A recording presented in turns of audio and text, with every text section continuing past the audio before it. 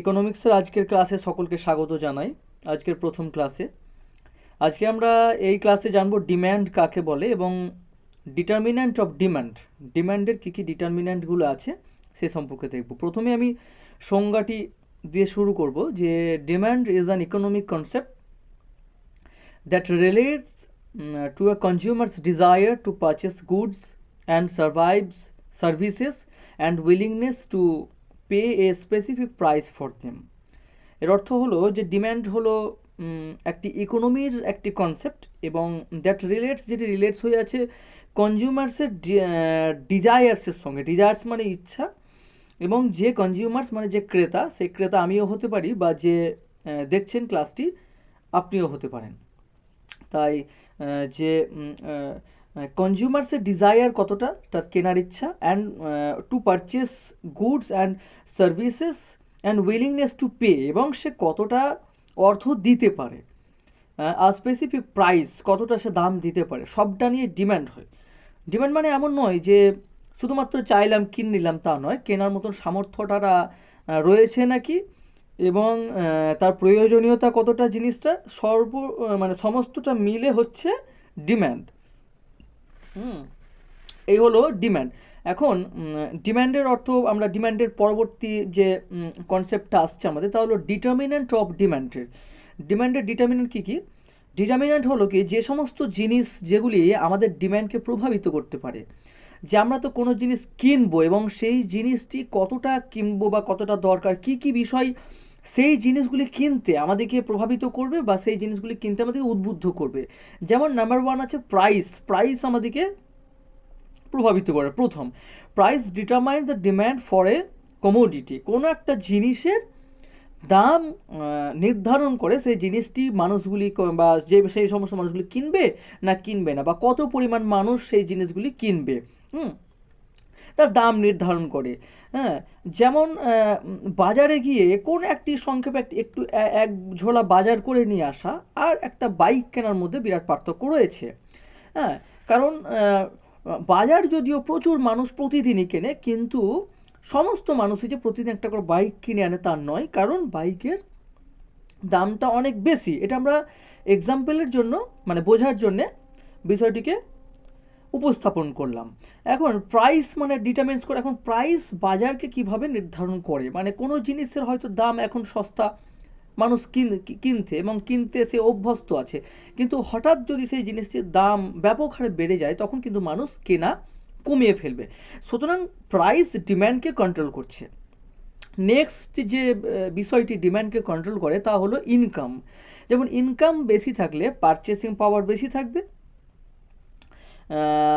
In short, we can say that if our income is increased, demand is also increased. If income will decrease, demand also be decreased. যদি আমাদের income বাড়ে তাহলে আমাদের ক্রয় ক্ষমতা বেড়ে যাবে, এবং যদি আমাদের ইনকাম কমে যায় তাহলে আমাদের ক্রয় ক্ষমতাও কমে যাবে। খুব স্বাভাবিক বিষয়, এর মধ্যে কোনো কঠিন বিষয় নেই, খুব সহজেই বোঝা যাচ্ছে। 1 নম্বর এবং 2 নম্বর পয়েন্টটা ডিসকাস করলাম। এখন দেখব 3 নম্বরে কি আসছে। 3 নম্বরে হচ্ছে prices of substitute goods. Substitute goods বলতে বোঝায় যখন একটি সাবস্টিটিউট গুডস কম দামে পাওয়া যাবে তখন মানুষজন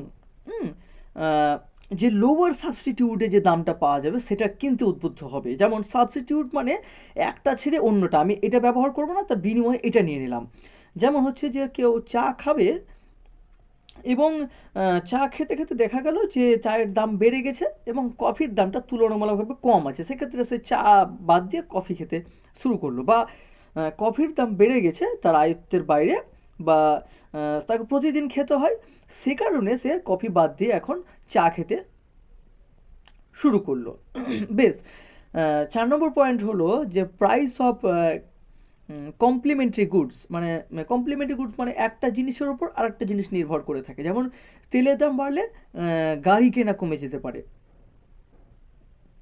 তেলের দাম বাড়লে গাড়ি মানে কেনা কমে যেতে পারে। যেমন ইলেকট্রিক কার কিনছে লোকে, সেক্ষেত্রে হয়তো যে এখন তেলে যে গাড়িটা চলে, কারণ তেলে গাড়ি চললে যে তেলের দাম ব্যাপকভাবে বেড়ে গেছে, সেই জায়গায় মানুষজন যদি ইলেকট্রিকের স্কুটার বা বাইক ইউজ করে, সেক্ষেত্রে কিন্তু ইলেকট্রিকের চার্জ করে তুলনামূলকভাবে অনেক কম খরচার মধ্যে অনেক দূরত্ব পর্যন্ত সে যেতে পারবে, যে জায়গায় তাকে বেশি পরিমাণে টাকা গুনতে হবে না। তাই প্রাইস অফ কমপ্লিমেন্টারি গুডস মানে একটার উপর একটা নির্ভর করে থাকে। অনেক তেলের দাম বেড়ে গেছে, তখন তেলের গাড়ির যে বিক্রি সেটা কমতে থাকলো।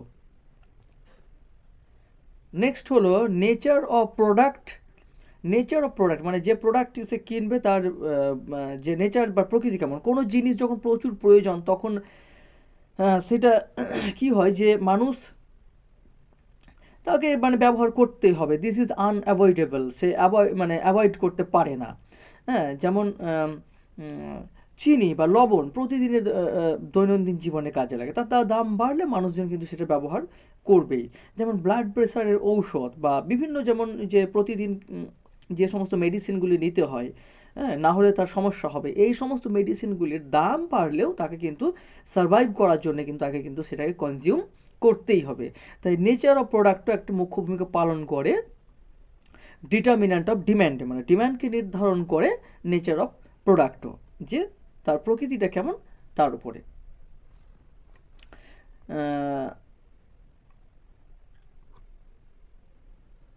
নাও 6 নম্বর হলো সাইজ অফ পপুলেশন। পপুলেশনের যে পরিমাণ মানে মানুষজন কত, পপুলেশন বাড়লে ডিম্যান্ড বাড়বে। যে দেশের জনসংখ্যা বেশি সেই দেশে সম্পদের চাহিদা পরিমাণ বেশি, সেই দেশে বসবাসকারী মানুষদের জীবনযাপনের দৈনন্দিন যে প্রয়োজনীয় জিনিসপত্র সহ আসবাবপত্র, তাদের যে যাতায়াত, সমস্ত ট্রান্সপোর্ট সিস্টেম, সমস্ত কিছুরই ডিম্যান্ড বেশি বাড়বে, কারণ বেশি লোক থাকলে বেশি বাড়বে, ডিম্যান্ড বাড়বে। সুতরাং সাইজ অফ পপুলেশন মানে কোনো দেশের জনসংখ্যাও ডিমান্ডকে নিয়ন্ত্রণ করে বা ডিম্যান্ডকে বাড়িয়ে তোলে। নেক্সট হচ্ছে 7 নম্বর এক্সপেকটেশনস অ্যাবাউট ফিউচার প্রাইসেস। যে ফিউচার প্রাইসেস মানে ভবিষ্যতে দাম বেড়ে যেতে পারে। যেমন কোনো কমোডিটির প্রাইস হয়তো ভবিষ্যতে দাম বেড়ে যেতে পারে, যে কারণে এখন থেকে সে বেশি করে কিনে রাখলো। দিস ইজ এটা হলো কি যে এক্সপেকটেশনস অ্যাবাউট ফিউচার প্রাইসেস। হ্যাঁ, তাহলে এটা হলো কি যে ডিটারমিনেন্ট অফ ডিম্যান্ডকে নিয়ন্ত্রণ করে এই expectations about future prices. Next হলো অ্যাডভার্টাইজমেন্ট। অ্যাডভার্টাইজমেন্ট মানে এই দুরন্ত ইন্টারনেটের যুগে অ্যাডভার্টাইজমেন্ট একটা মুখ্য ভূমিকা পালন করে কোনো জিনিসের বিক্রয়ের বাজার তৈরিতে এবং তার ডিম্যান্ডটাকে বাড়িয়ে তোলার জন্য। যেমন যত অ্যাডভার্টাইজমেন্ট বাড়বে মানুষের কাছে সেই খবর তত পৌঁছবে এবং মানুষ তার যে ঝাঁচকচকে ব্যবস্থা, সেই ঘটনা, সেই ব্যবস্থা বা সেই যে উদ্বোধন, সেই ঘটনাগুলি মানুষকে আকৃষ্ট করে সেই জিনিসগুলিকে কনজিউম করার জন্যে। তাই অ্যাডভার্টাইজমেন্ট মুখ্য ভূমিকা পালন করে। এবং আমরা অ্যামাজন, ফ্লিপকার্ট সহ যত অনলাইন মার্কেট দেখছি, তাদের যে কোনো একটি যে প্রোডাক্টকে তারা এত সুন্দরভাবে প্যাকিং, তার এত সুন্দরভাবে তার ছবিটাকে প্রেজেন্ট করে, তাকে এডিটিং করে প্রেজেন্ট করছে মানুষের সামনে, যে তৎক্ষণাৎ যে কেউ সেটাকে কিনে নিতে উদ্বুদ্ধ হচ্ছে। তাই অ্যাডভার্টাইজমেন্টও বিরাট মুখ্য ভূমিকা পালন করে ডিটারমিনেন্টের ক্ষেত্রে।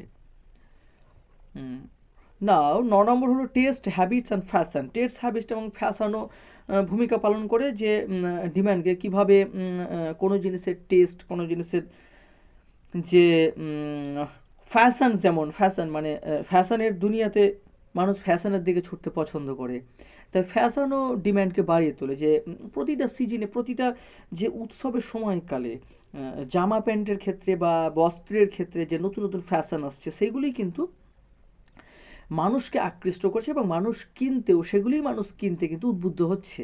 তাই ফ্যাশন এবং টেস্ট বা কোনো জিনিসের টেস্টে হয় যে আপনি হয়তো বিরিয়ানির দোকানের সামনে দিয়ে হেঁটে চলেছেন এবং তার যে সুগন্ধ আপনাকে টেনে সেই দোকানে নিয়ে গেল, এ সমস্তগুলো কাজ করে এর মধ্যে ডিম্যান্ডের ক্ষেত্রে।